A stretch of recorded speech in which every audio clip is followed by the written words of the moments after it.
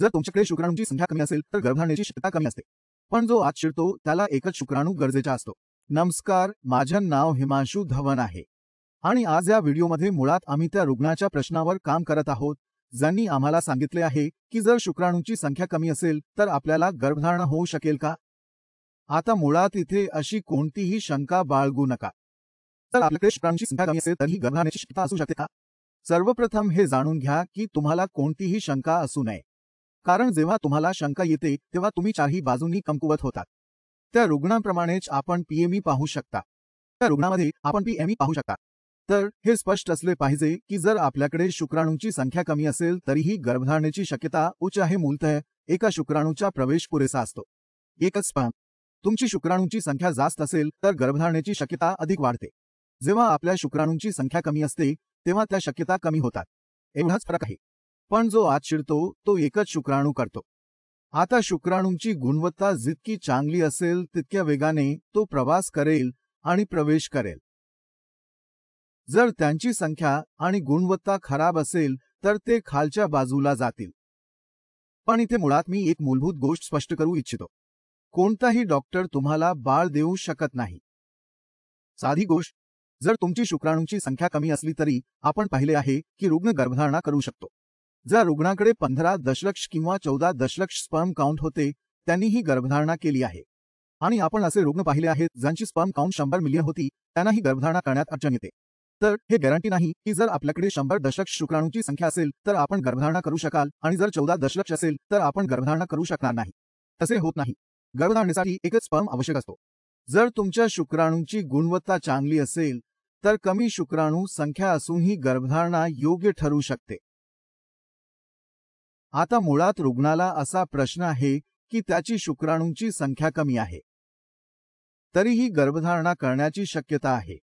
कारण कदाचित त्याने 24 डॉक्टरांना विचारले असेल आणि ते म्हणाले असेल की तुमची स्पर्म काउंट वाढू शकत नाही. हो, जर तुमची संख्या 0.2 मिलियन किंवा 0.4 मिलियन असेल तर ती कमी शुक्राणू संख्येची श्रेणीत येत नाही. कमी शुक्राणूंची संख्या अशी येते की आपल्याकडे सुमारे 1415 दशलक्ष असतात, जे तेथे 18 दशलक्ष होतात, कधीकधी ते 20 दशलक्ष होतात. शुक्राणूंची संख्या कमी असण्याची श्रेणी तिथे येते.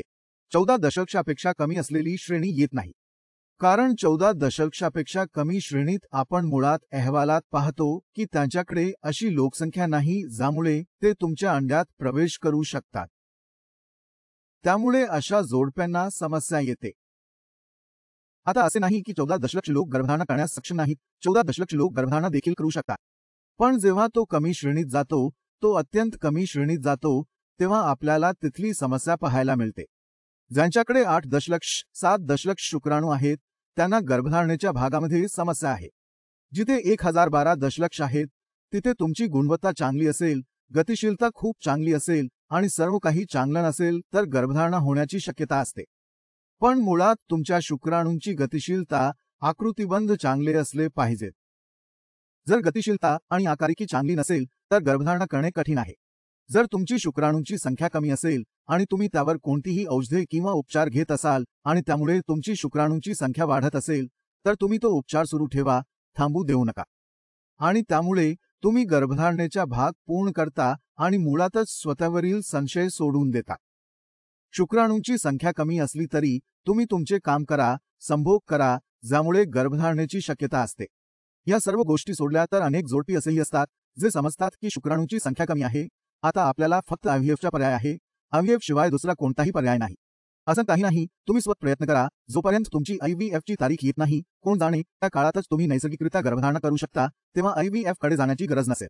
यासोबतच जर तुम्हाला काही समस्या असेल किंवा कमी स्पर्म काउंटबद्दल काही जाणून घ्यायचे नसेल तर तुम्ही खाली दिलेल्या नंबरवर मला कॉल करू शकता.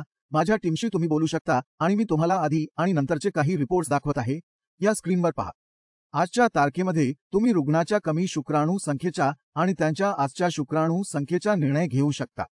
त्यामुळे हे अहवाल जरूर पहा आणि यासोबतच आपण पुढील व्हिडिओसाठी भेटू. तोपर्यंत बाय.